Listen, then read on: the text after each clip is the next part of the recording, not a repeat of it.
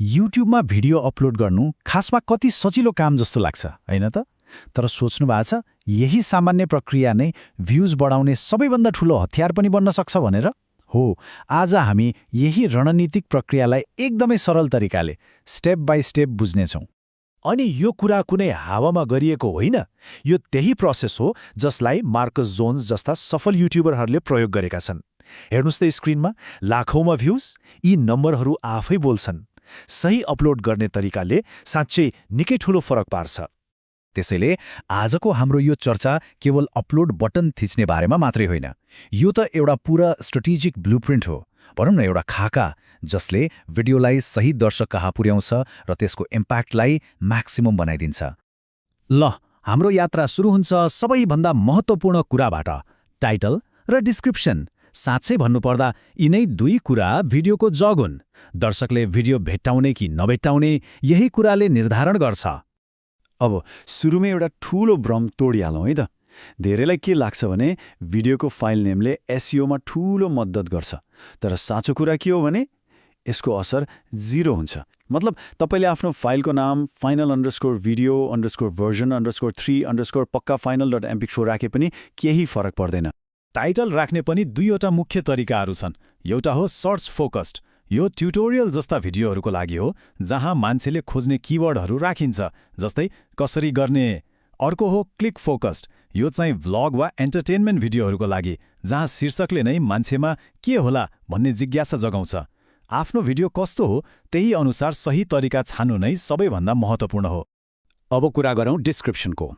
यसलाई केवल भिडियोको बारेमा लेख्ने ठाउँ मात्रै नसोच्नुहोस्। यो त एउटा 4 भागको शक्तिशाली टुल हो। पहिलो, एउटा क्याची हुक लाइन। दोस्रो, मोर बटनभन्दा माथि नै देखिने एउटा मुख्य कल टु एक्सन लिङ्क। तेस्रो, दर्शकलाई अरू भिडियोमा एङ्गेज गराउन प्लेलिस्ट लिङ्क्स। अनि चौथो, केही रेलेभेन्ट ह्यासट्याग्स। यहाँ केही प्रो टिप्स पनि छन्, सुन्नुहोस् है। डिस्क्रिप्सनमा एउटा मात्र भिडियोको लिङ्क दिनुभन्दा प्लेलिस्टको लिङ्क दिनु धेरै राम्रो हो। किनभने यसले दर्शकलाई एकपछि अर्को भिडियो हेर्न लगाउँछ। अनि ह्यासट्याग्सले भलै धेरै भ्युज नल्याउला, तर थोरै मेहनतले राख्दा केही न केही फाइदा त पुर्याइहाल्छ नि। ल, टाइटल र डिस्क्रिप्सनले दर्शकलाई भिडियोसम्म त ल्यायो, अब पालो आउँछ भिजुअल्सको।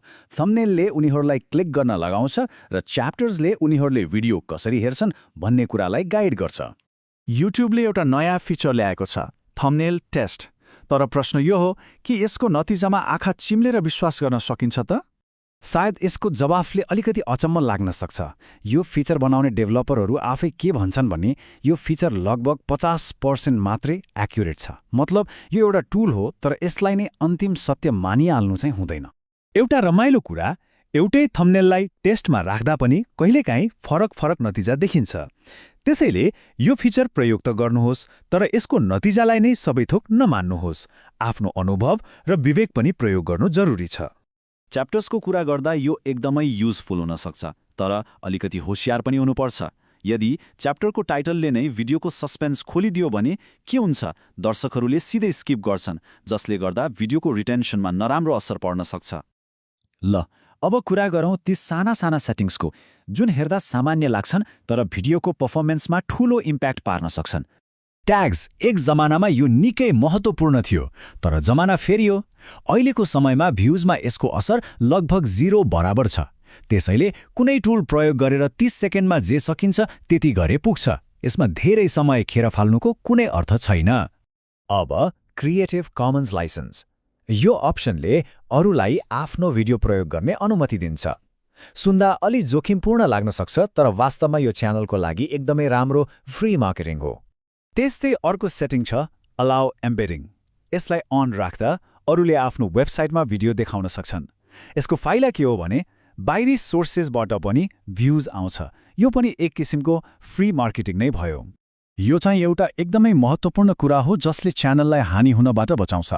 यदि कुनै नयाँ भिडियो पहिलेको कन्टेन्टभन्दा फरक अडियन्सको लागि हो भने नोटिफाई सब्सक्राइबर्स भन्ने बक्सलाई अनचेक गर्न नबिर्सिनुहोस्। यसो गर्दा भिडियो गलत दर्शक कहाँ पुग्दैन र युट्युबको एल्गोरिदम पनि कन्फ्युज हुँदैन। ल, अब हामी आइपुग्यौँ अन्तिम चरणमा, the final launch. Video live हुनुभन्दा ठिक अगाडि गर्ने यी कामहरूले पनि ठूलो फरक पार्छन्। एन्ड स्क्रिनलाई कसरी इफेक्टिभ बनाउने, पहिलो, धेरै अप्सन्स दिएर दर्शकलाई कन्फ्युज नपार्नुहोस्, एउटा ठूलो भिडियो एलिमेन्ट राख्नुहोस्। दोस्रो, डिफल्टमा 20 सेकेन्डको हुन्छ, त्यसलाई घटाएर 5 देखि 10 सेकेन्डमा झार्नुहोस्। अनि तेस्रो, सकेसम्म कुन भिडियो देखाउने त्यो आफै छान्नुहोस्, युट्युबको भरमा नछोड्नुहोस्।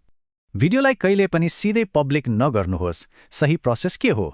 पहिलो स्टेप, भिडियोलाई अनलिस्टेडमा राख्नुहोस्। दोस्रो स्टेप, करिब 1 घण्टा पर्खनुहोस् ताकि HD भर्जन प्रोसेस होस् र कपिराइट चेक पनि पुरा होस्। अनि तेस्रो स्टेप, त्यसपछि मात्रै आफ्नो च्यानलको पिक अडियन्स टाइममा भिडियोलाई स्केड्युल गर्नुहोस्। अनि सेट एज प्रिमियरको फिचर, यो चाहिँ एकदमै स्पेशल भिडियोहरूको लागि मात्र प्रयोग गर्नुहोस्। हरेक भिडियोलाई प्रिमियर गर्यो भने त्यसको मजा नै हराउँछ, त्यो स्पेशल इभेन्ट जस्तो लाग्दैन। त्यसैले यसलाई विशेष अवसरको लागि साँचेर राख्नुहोस्।